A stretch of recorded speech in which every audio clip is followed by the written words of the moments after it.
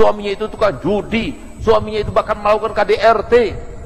Kami sering melihat Beb itu depannya orang, itu istrinya dipukul-pukul Beb.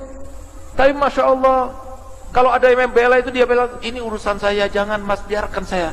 Itu dia tempel, malah dia itu mengatakan pada suaminya, ampun, ampun suamiku. Masya Allah, coba lihat di sini. Lihat bagaimana balasan Allah, biar kita paham. Yang berkecamuk, yang berkuasa, yang bertindak, yang memberikan sebuah ketentuan, bukanlah manusia, tapi Allah Subhanahu wa taala punya kuasa.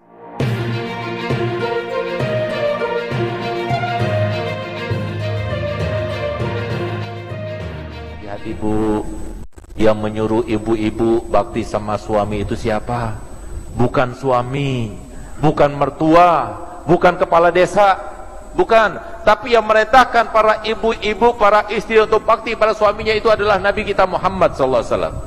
Perintah Allah kepada mereka, sehingga apa? Ini ibadah. Ibadah itu kita harus tahu, unsur dasarnya ibadah itu adalah kalau kita laksanakan pasti berat.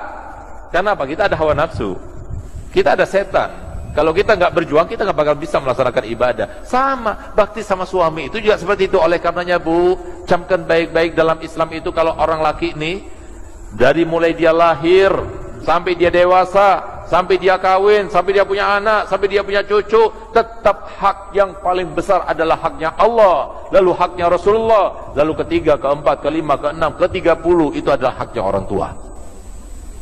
Tapi kalau perempuan tidak. Perempuan yang pertama hak yang paling besar adalah haknya Allah. Yang kedua haknya Rasulullah. Yang ketiga haknya suami. Keempat suami. Ke-10 suami. 20 suami. 30 suami. Baru 31 adalah orang tua. Siapa yang memerintahkan itu? Rasulullah. Ada satu orang perempuan sahabat Nabi datang kepada Nabi Muhammad. Dia ingin meniru sahabat-sahabat Nabi yang lainnya. Banyak di antara sahabat Nabi yang datang kepada Muhammad. Qala ya Rasulullah, aina ana? Nanti ketika di akhirat aku ini berada di mana? Maka Nabi SAW jawab, anta ma'i fil jannah, kamu di surga. Banyak itu sahabat seperti itu. Sehingga ada sahabat perempuan yang meniru, datang kepada Nabi Muhammad. Qala ya Rasulullah, aina ana? Di mana aku nanti? Apa jawaban Nabi Muhammad? Alaki zauj? Apakah kamu punya suami? Qala ya, jannatuki wa naruki fi yadi zaujiki.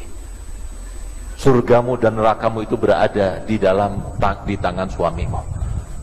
Mungkin ada yang bertanya, Bu, loh kok bisa? Laki-laki selalu setelah haknya Allah dan Rasulnya orang tua, tapi sementara istri tidak.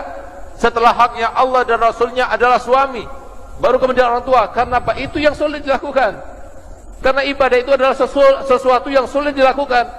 Kalau seumpama kita Bu, ibu-ibu seumpama dia itu bakti kepada orang tua, biasa. Kenapa?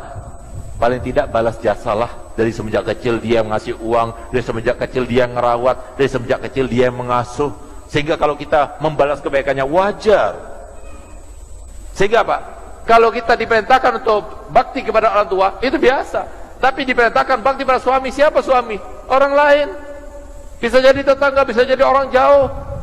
Bukan ada apa-apanya, hanya mengatakan qabiltu nikaha wa tazwijaha bil mahril mazkur. Langsung kalau keluar harus minta izin. Enggak boleh kita itu membuat dia itu galau pikirannya. Kata Nabi Muhammad, kalau seumpama ada di antara kalian perempuan yang beribadah dengan ibadah 1 bulan penuh berpuasa, 1 bulan penuh bangun malam, tapi 1 kali saja membuat pikiran suami tidak enak atau galau pikirannya, maka semua pahalanya dihapus oleh Allah SWT. Coba lihat, kenapa demikian? Sementara suami tidak, suami tetap orang tua. Coba lihat, ini terlaksana hikmahnya itu sekarang. Suami itu ya harusnya takut pada orang tua, tapi sekarang lebih takut kepada istri daripada orang tua. Makanya di sini tuntut kita harus mendahulukan orang tua. Jangan kita makan dulu sebelum orang tua makan. Jangan kita bersenang-senang dulu sebelum orang tua senang.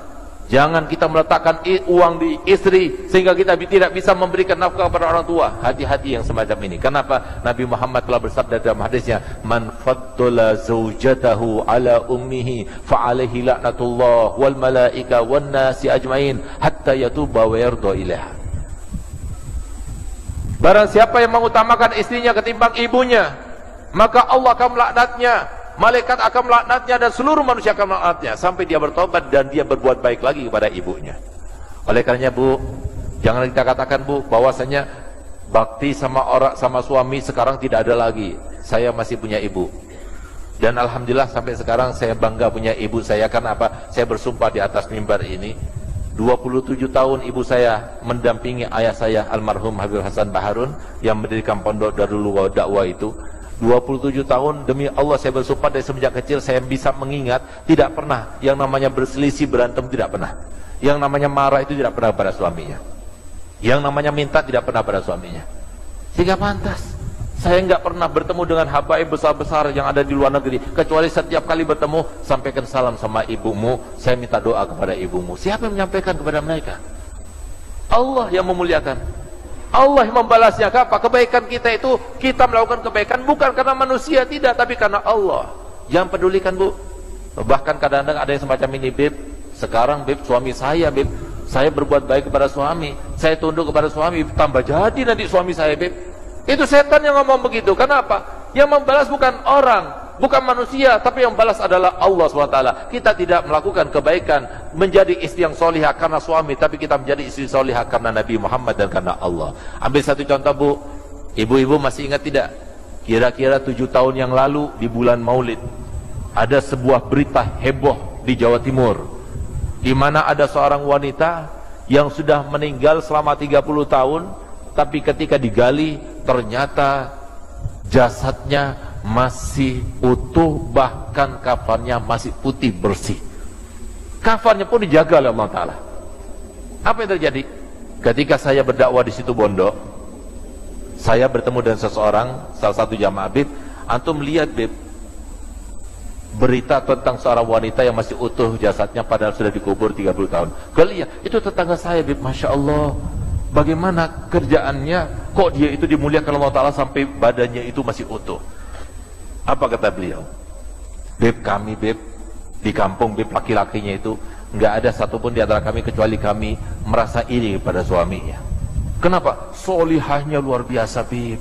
Dia itu baktinya sama suami luar biasa. Padahal suaminya itu tukang mabuk, suaminya itu tukang judi, suaminya itu bahkan melakukan KDRT. Kami sering melihat, Beb, itu depannya orang, itu istrinya dipukul-pukul, Beb.